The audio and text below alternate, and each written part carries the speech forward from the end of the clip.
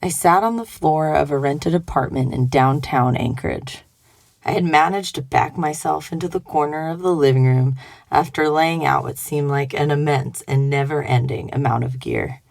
It was the start of my honeymoon in Alaska with my new husband, Luke. While he went to retrieve dinner, I prepared our equipment. We were setting out on our first pack rafting trip on the Sanctuary River, tucked deep into Denali National Park. It would be 3 days of off-trail hiking to reach the river's headwaters, and the sheer amount of gear was weighing heavily on my mind. A creeping, sinking feeling began to settle in. Before long, it became a visceral unease that tied itself up in the pit of my stomach. This undertaking wasn't too unusual for either of us. We first met while we were each solo through hiking the 567-mile Colorado Trail. A few months later, we reconnected back in Virginia, where we both called home, and the adventures have continued ever since. He got me onto a mountain bike, and in return, I lured him into a kayak. Luke eventually even pushed through his fear of heights and joined my affinity for rock climbing. While we can have fun on a bike, a kayak, or up a rock wall, we aren't advanced at any of these activities. As healthcare workers, we have a healthy respect for the risk associated with our outdoor endeavors, and we have always leaned towards the safer side, sticking to the intermediate biking trails, Class 3 rapids, and single-pitch sport climbing routes. But this trip, which involved taking on a new sport so far into the backcountry, was a big step up.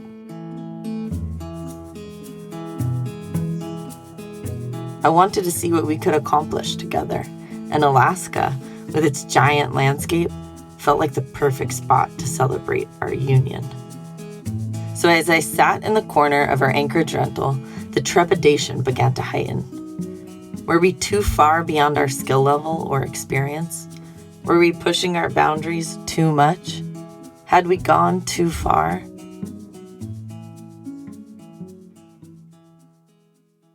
I know when trying new or more challenging activities in the outdoors, I can often be left feeling a mix of emotions. It's the pure joy, the empowerment, the invigoration of it that keeps me coming back for more. Not to mention the incredible sense of awe and humility nature constantly offers me. There is also the fear, the doubt, the anxiety, and all that uncomfortable discomfort that pulls at me and threatens to hold me back. However, it's exactly that discomfort that my time exploring canyons, rivers, and trails outside that has been one of my greatest teachers. It's enhanced my level of resiliency by learning to be more comfortable sitting with and setting in my own physical, emotional, and mental discomfort. Yet here I was, feeling full of dread. Was it the intimidating feeling of grizzly country? While I've navigated miles of wilderness off trails before, maybe it was the large distance we would be covering or the rugged terrain of the last frontier, which offered several large, braided, and potentially dangerous river crossings. Or was it something more, something deeper that the wilderness held a mirror to?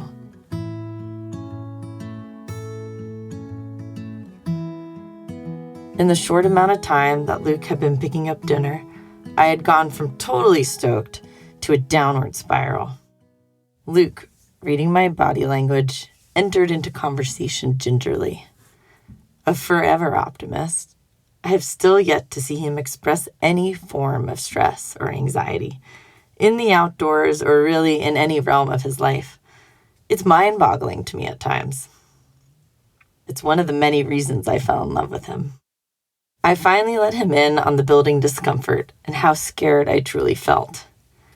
As he always does, he met me with so much support, understanding, and respect. Without saying it, we both knew there was more lurking under my anxiety than just being worried about the trip.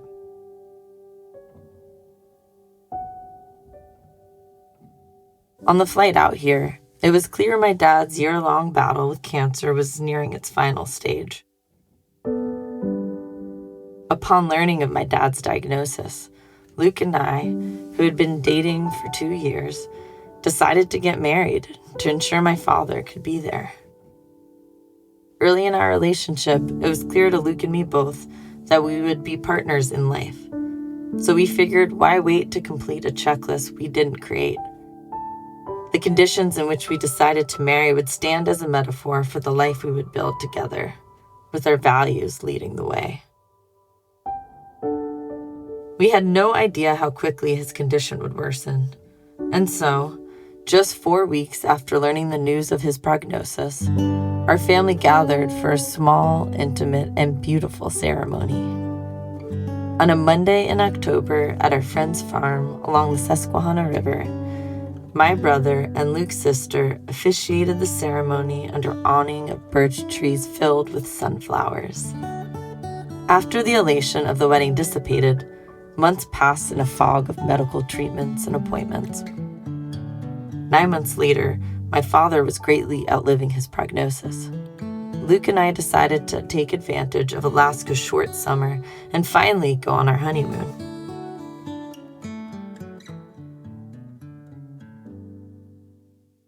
And now, we were here.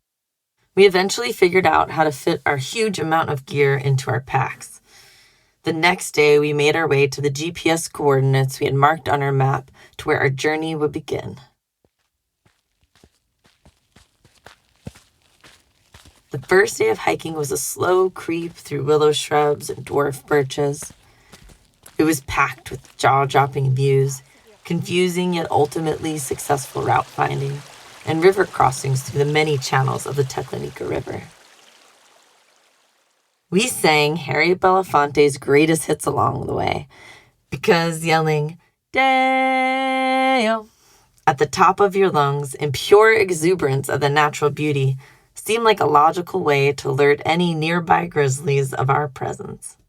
When we eventually set up camp at 10 p.m. with tired, sore, and aching limbs, we each wore huge smiles across our faces as we looked out at the base of the enchanting color palette that danced along Cathedral Mountain. The intense stripes of orange and red lay as a contrast to the greens and browns that painted the boreal forest floor. I woke up early the next day to the sun casting a shadow of vibrant yellow hues, causing Cathedral Mountain to glow with the morning sun. Cathedral Mountain was a fitting name. It felt sacred here. The day started with nearly perfect weather conditions. With some minor confusion over navigation, we eventually found our route up and over Sable Pass and got our first glimpse of the expansive Sanctuary Valley. A wide-flowing river sat in the bowl of towering mountain peaks.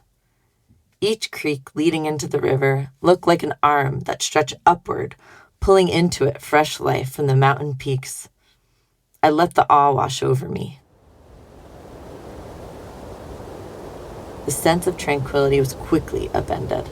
As we crossed over the ridgeline and made our descent into the valley, we were met with whipping and unrelenting winds. I was physically exhausted by the demands of the day, and now the wind was slapping against my body. Trying to make dinner was nearly impossible since the stove could barely stay lit. As I cooked, Luke attempted to secure our gear from being swept away.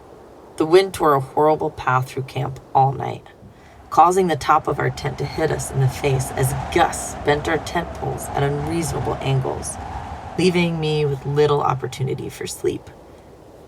Instead, I lay awake, creating my own whirlwind of thoughts and emotions.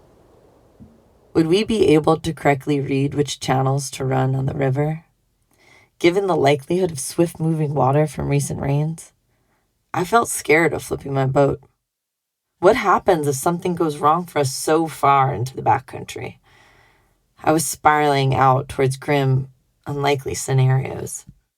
So far out into the great wilderness, with the immense wild beauty as my backdrop, my emotions caught up with me. The anxiety I had been experiencing leading up to and during the trip was simply a secondary emotion, masking deeper feelings of grief and sadness that overtook me in the tent that night. I was grappling with the departure of my dad's presence in my life. I knew in preparing to say goodbye, I was preparing to go through one of my hardest experiences yet. I was about to lose one of my biggest cheerleaders. My dad was my nature buddy, my inspiration to connect with the wilderness.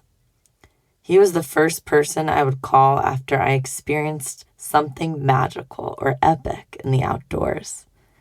He received immense joy from hearing of my travels. He clung to every detail, story, and picture I shared. He was my ground support, checking weather reports, or sharing out extra maps, providing any beta or guides he could find, while somehow always finding a way to provide extra safety gear he thought I could put to use. I always knew how lucky I was to have his never-ending support after being given the gift of his love and admiration for nature. It was not lost on me that his impending departure coincidentally aligned with Luke's arrival in my life.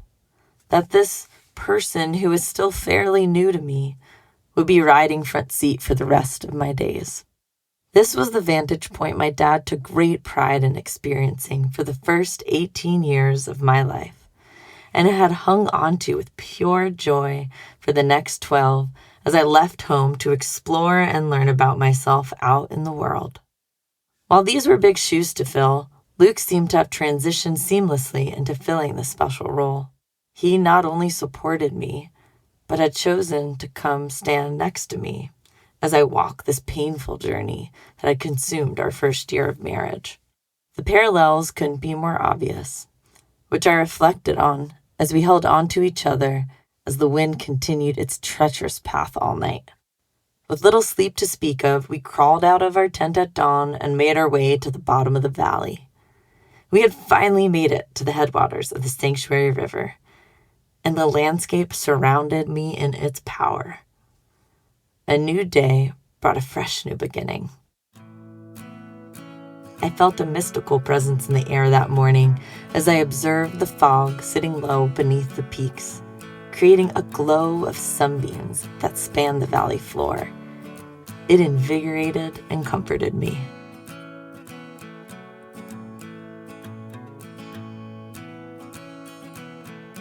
As we prepped our boats, the wind continued beating down, which made for swift and unstable conditions on the water. I remember looking over to my side, watching Luke prepping his boat, beaming not at the river and the mountains, but right at me. I knew I wouldn't paddle this journey alone. As he strapped himself into his boat, eager for the paddle ahead, I was reminded of his constant optimism. And so we would do this. We would step into the unknown. We would face our fears and head full force into the headwaters. Just like our very new marriage, we would experience its twists and turns on the river ahead. Like the swift-moving water, we would even lose control at times. We would be swept up by the current life, pulled into eddies unexpectedly. Life would unfold, and we would navigate the best we knew how, together.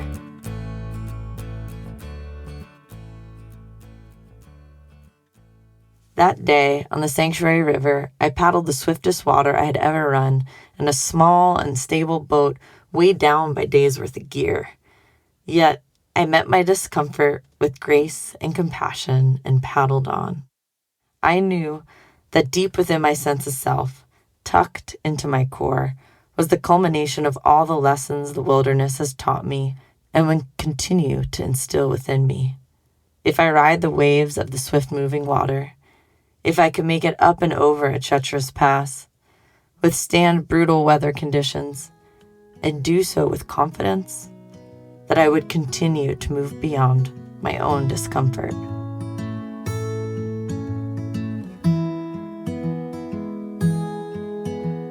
A few weeks later, after returning safely from our trip to Alaska, Luke and I, alongside my mother, brother, and his wife, took turns holding my dad's hand in his final days, letting him know he wasn't alone. He was loved and cared for, and his life had meaning. While uncomfortable in all the heart-wrenching ways that life and the end of life could be, I remained grateful for my ability to have shown up fully, one step, or one paddle, or simply one moment at a time.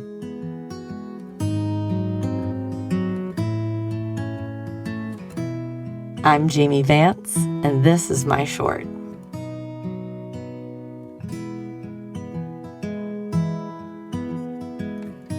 Thank you, Jayme, for sharing your story. Our stories come from friends of friends, and you, our community. If you have a compelling idea for a guest or a story, please give us a shout. You can use the submission form on our website, dirtbagdiaries.com. Music today from Tigers in the Sky, Padelm, David Swenson, and Jesse Seidenberg. The tracks are courtesy of Track Club or the artists themselves. Jacob Bain and Nice Cotto composed our theme song. You can find the links to the artists at our website, dirtbagdiaries.com. This episode was produced by Lauren Delani Miller with additional production help from Ashley Langholtz and Becca Call. Artwork by Walker Call. Becca Call is our executive producer. I'm Fitz, and you've been listening to the Dirtbag Diaries. Thanks for tuning in.